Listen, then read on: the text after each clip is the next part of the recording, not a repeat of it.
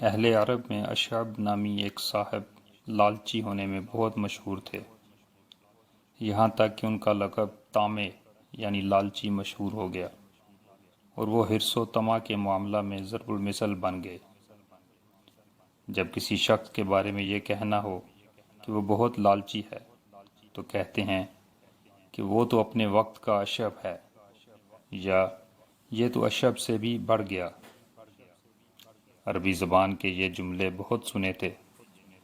آج خطیب کی تاریخ بغداد میں ان کے کچھ واقعات نظر پڑ گئے، ضیافت طبع کے لیے حاضر ہیں۔ اسمعی رحمۃ اللہ علیہ کہتے ہیں کہ ایک مرتبہ کچھ بچے اشعب کے پیچھے لگ گئے اور اسے طرح طرح سے ستانے لگے۔ اشعب عاجز آ گیا تو اس نے بچوں سے کہا، ارے جاؤ، سالم ابن عبداللہ کھجوریں بانٹ رہے ہیں۔ بچے یہ سن کر حضرت سالم رحمۃ اللہ علیہ کے گھر کی طرف دوڑ پڑے۔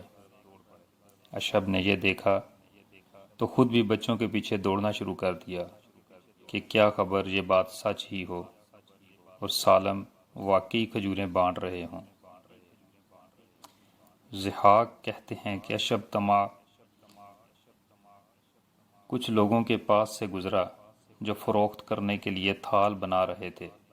اشعب نے ان سے کہا، ذرا بڑے بڑے بناؤ۔ پوچھا گیا کہ وہ کیوں؟ تو اشعب نے کہا کہ ہو سکتا ہے کہ کوئی شخص کبھی انہی تھالوں میں سے میرے واسطے کوئی تحفہ یا ہدیہ لے کر آئے۔